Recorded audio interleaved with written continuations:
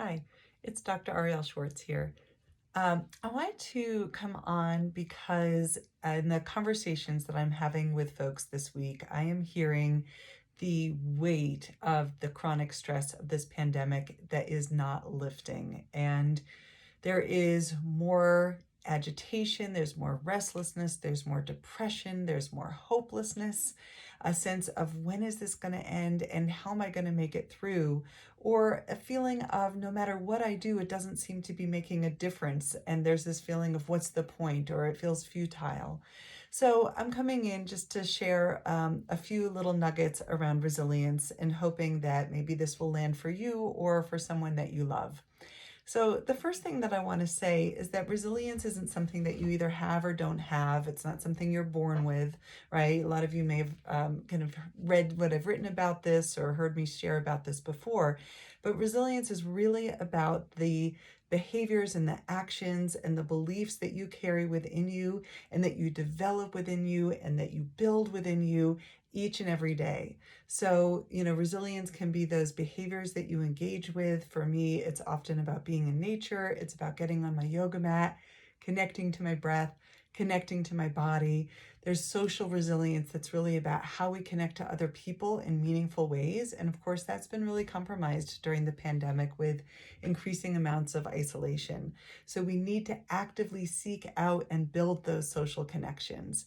And it's a big part of why I want to pop on here and just help you feel a little bit of that social connection, to know that if you are struggling, if you are suffering, that you're not alone. But actually, that doesn't, sometimes that feels like, oh my gosh, well, doesn't that make it worse? We're all suffering. But actually, we need each other in ways to just develop compassion and feel that loving kindness, and to recognize that because we're not alone, when we lean in and can share those vulnerable experiences that you might be having, that any one of us is having, that there's this feeling of, oh, phew, like it's okay. It's okay to speak about this, that people are not going to reject me or feel like I'm a burden or feel like I'm too much. So, so that's one layer of this. And of course, it doesn't mean that we want to wear all of our worst experiences or our pain on our sleeve or put that out there so directly, that we won't need to really pick and choose with whom we can open that up at the right times, at the right places, so as not to overwhelm ourselves or to bring that to someone who really can't meet us there, who really can't handle it. So we find other people who are available to connect in those more meaningful ways. So, if you are finding this a challenging time, I want to share with you one specific practice that might be helpful. And again, for you yourself, or that you might want to share with someone else that you know who's struggling right now. And this is about connecting to your most resourced, present oriented self.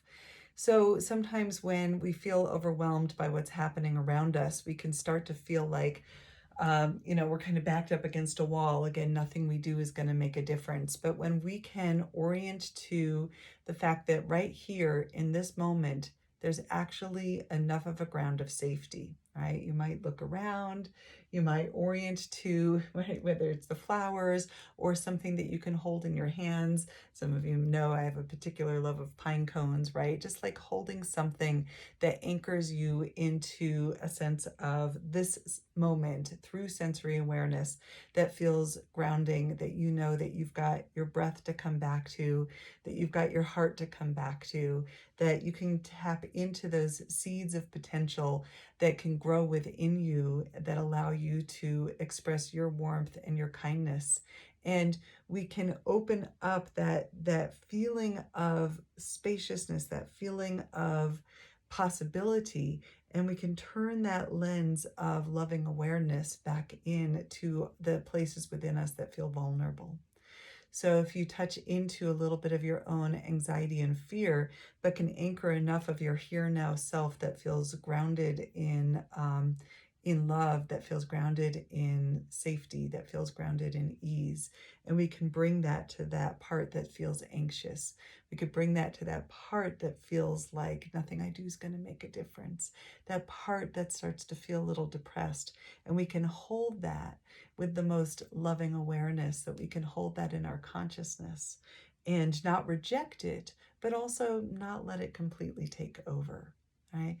That's this one little gem of, can I connect enough to here and now awareness of possibility and ease to turn towards the parts of me that are afraid or are shut down, and hold that part with the most loving awareness.